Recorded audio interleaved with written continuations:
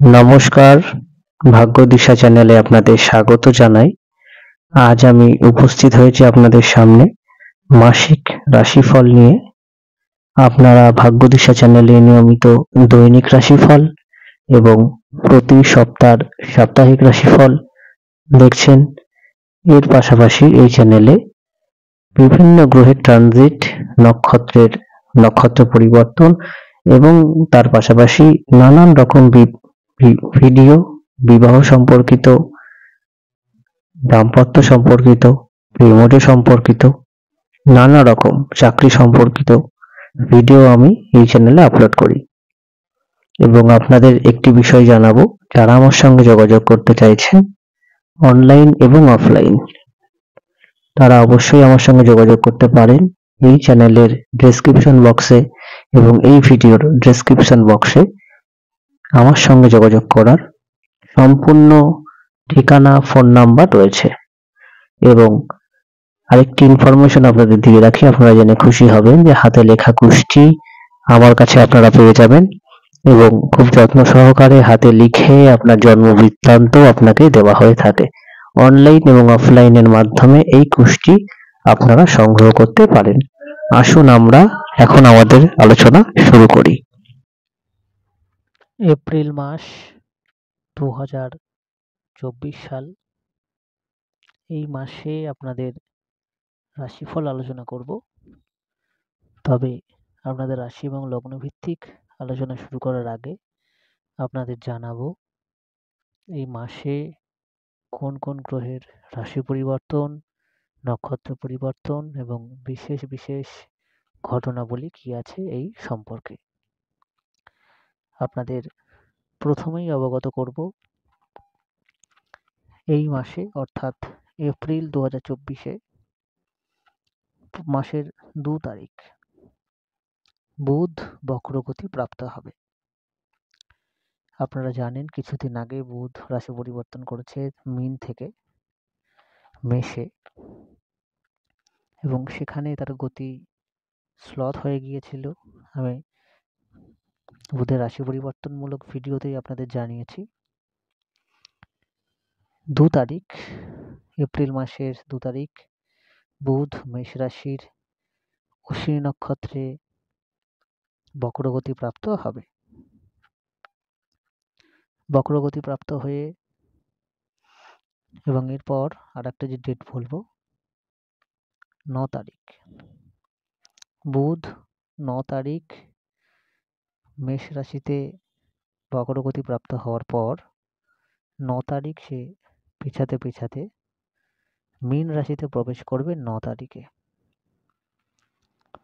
অর্থাৎ মেষ রাশিতে তার 7 দিনের বকরি গোচর সংগঠিত হবে। এই সম্পর্কিত ভিডিও আমি অলরেডি এই চ্যানেলে আপলোড করেছি।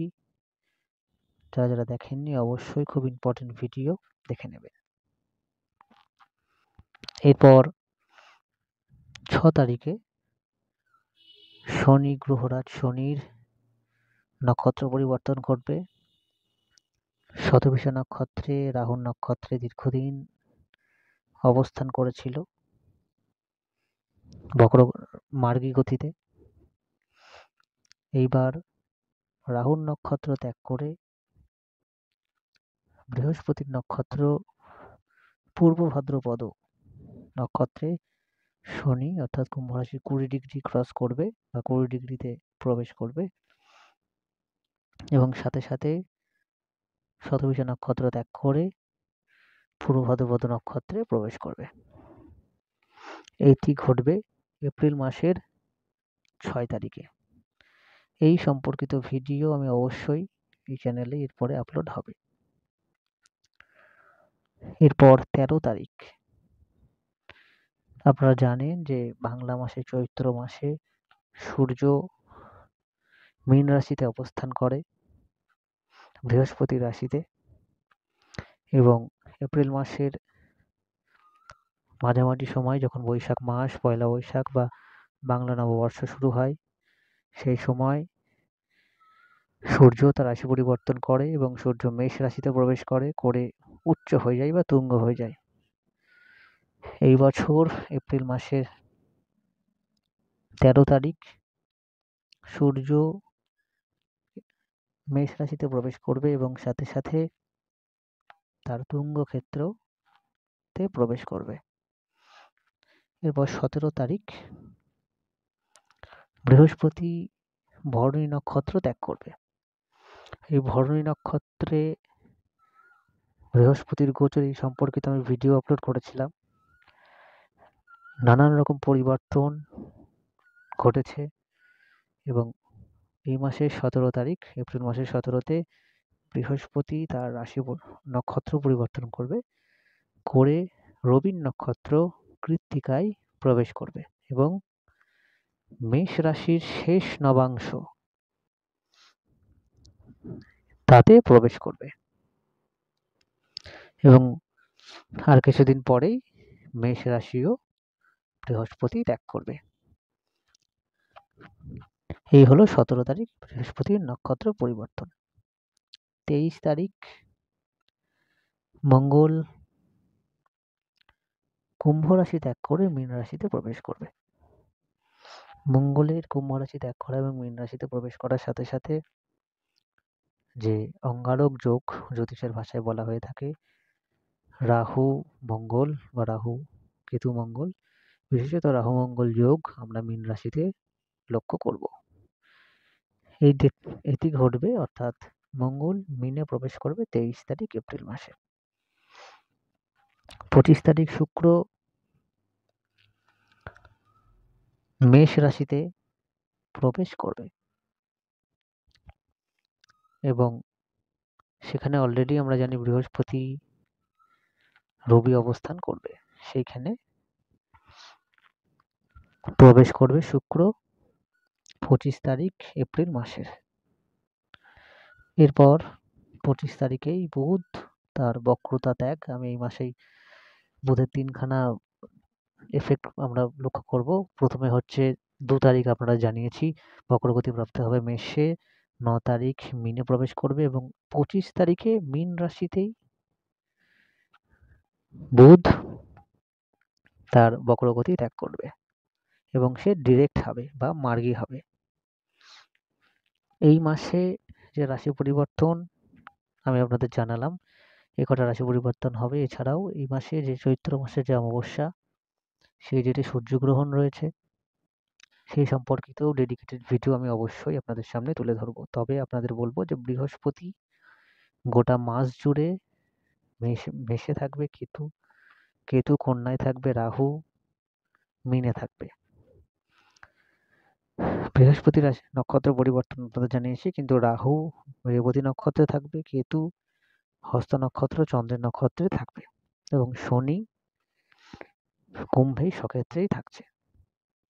এই হলো সার্বিক এপ্রিল মাস 2024 সালের গ্রহদের অবস্থান এবং দৃষ্টি নিয়ে আপনি যদি বলে দিই, বৃহস্পতি তার দৃষ্টি সিংহ, তুলা এবং ধনুতে বৃহস্পতির দৃষ্টি থাকছে। শনির দৃষ্টি, শনি দশম দৃষ্টি বৃশ্চিকে, তৃতীয় দৃষ্টি মেষে, সপ্তম দৃষ্টি থাকছে সিংহতে। এছাড়া মঙ্গলের ক্ষেত্রে বলবো যে মঙ্গল যখন ট্রানজিট করে যাবে মীন রাশিতে, তখন মঙ্গলের দৃষ্টি কিন্তু কর্কট, তুলা এবং বৃশ্চিকে থাকবে, মিথুন, কন্যা এবং তুলাতে থাকবে। এই হলো মোটামুটি গ্রহের অবস্থান। এরপর আমি আপনাদের রাশি এবং লগ্ন ভিত্তিক কি ফল হবে তা আপনাদের অবগত করব। বৃশ্চিক লগ্ন, বৃশ্চিক রাশি, এপ্রিল মাস 2024 সাল। এই মাসের মাসিক রাশিফল আমি আপনাদের আলোচনা করব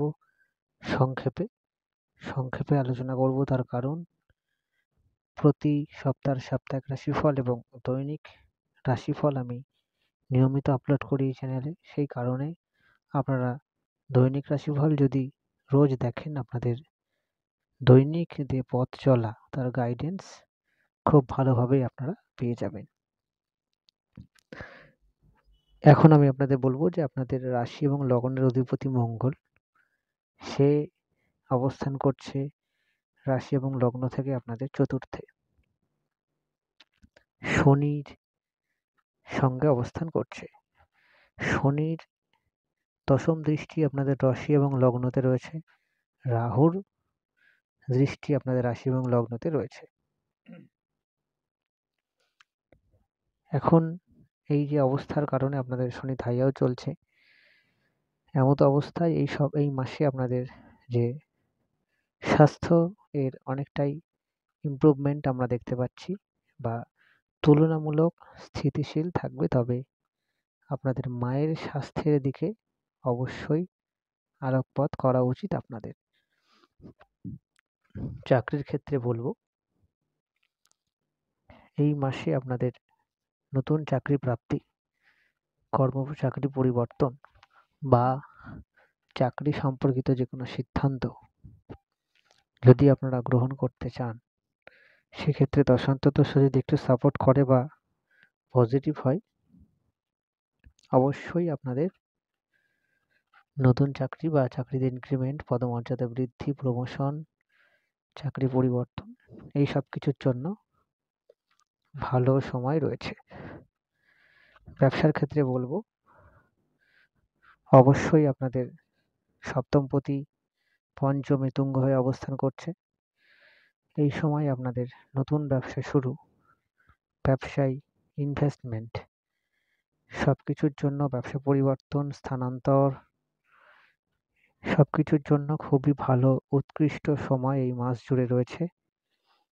বিশেষত ইলেকট্রনিক্স, ইলেকট্রিক্যাল, ভোগ্যপণ্য, খাদ্যবস্তু, আইটি, এই বিভিন্ন প্রসাধনী সামগ্রী ইত্যাদিতে, ব্যবসাতে, ট্যুরিজম, হোটেল ম্যানেজমেন্ট এই সব কিছুরই ডেভেলপমেন্টের খুব ভালো সম্ভাবনা রয়েছে। তবে যদি দশা এবং জন্মছকে পঞ্চম ভাব পীড়িত থাকে, সেক্ষেত্রে কিছু সম্ভাবনা থাকছে।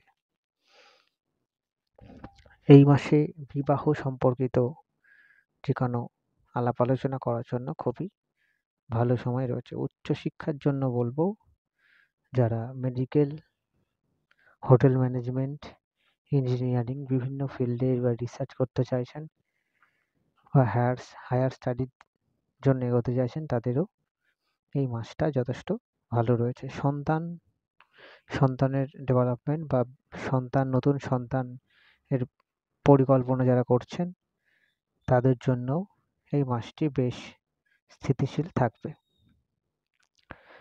কোথাও যদি আপনারা ঘুরতে যেতে চান, সেটা দেশে এবং বিদেশে, ওভারঅল মিলিয়ে ঘুরতে যাওয়ার জায়গাটাও স্থিতিশীল অবশ্যই থাকছে।